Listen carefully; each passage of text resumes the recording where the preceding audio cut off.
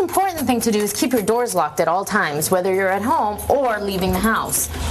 And never answer the door unless you're sure of who's on the other side. Domestic violence has been found to be the most underreported crime, despite it being estimated to occur in 35% of all intimate relationships. Government is sending a team to investigate Tranquility Bay. I'm Jasmine Taylor, and I'll have that story coming up. Mangroves provide food and shelter for hundreds of marine species, and they act like a giant sponge soaking up heavy rainfall.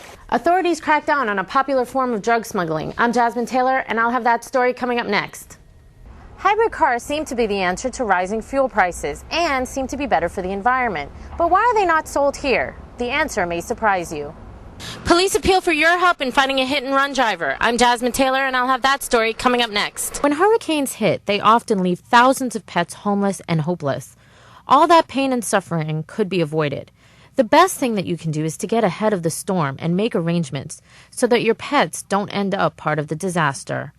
Definitely planning ahead is the biggest thing that people need to just remember, that, you know, in the event of a storm, there's just so much going on, and so if you are prepared ahead of time, that's just the best. If at all possible, do not leave animals behind. You may not be able to return for days or even weeks. All animals should have collars with identification. Have a current photo of your pet for identification purposes for after the storm. If you need to board your pet or take your pet off the island, you will need the necessary paperwork.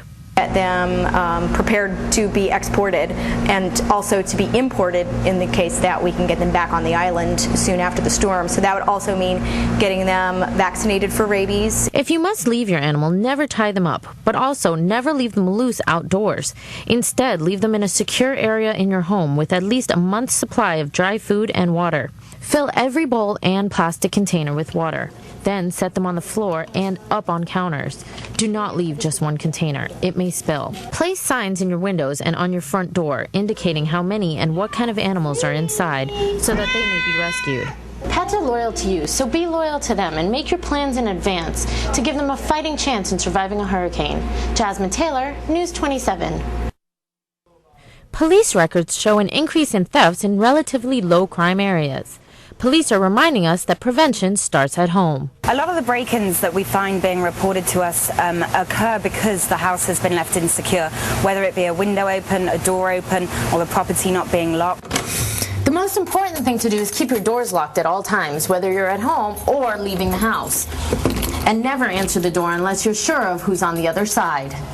Other precautions to protect yourself and your property are: keep your garage door closed and locked. Garage doors are a possible means of entry to your house. Each exterior doorway should be lit with at least a 40-watt bulb. Keep doorways, windows, and porches clear of bushes. Remember, the bushes that provide you with privacy also give a burglar a place to hide. Mark your property with a UV pen so that if your property is recovered, authorities can return it to you. And try and organize a neighborhood watch. Know who the people are that live on your street or in your neighborhood. If there isn't a neighborhood watch in operation, you could look into starting one, and the police can assist with that. The goal is to help people protect themselves and their property and reduce the fear of crime while improving their environment. Jasmine Taylor, News 27. Northward Prison has more than 220 prisoners. That's 30% more prisoners than should be housed at the facility.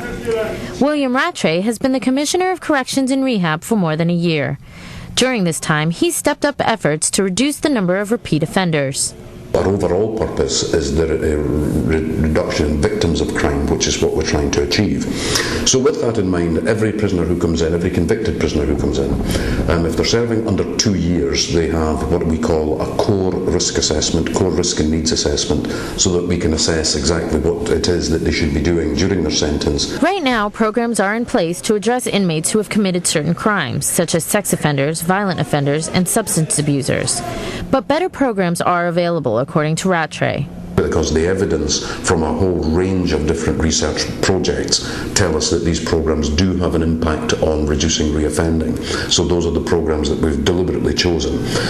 As far as I'm aware, I think I can say quite safely that we'll be the only Caribbean country running these internationally accredited programs, so we'll be very much at the cutting edge. Steps are not only being taken to improve the actual facility here, but to also take prisoners through advanced programs so that overpopulation is greatly decreased. New facilities should be ready in about 3 years. Until then, programs will be put in place so prisoners can change their lives for the better. Jasmine Taylor, News 27. The 6 endangered blue iguanas murdered over the weekend were part of the Blue Iguana Recovery Program.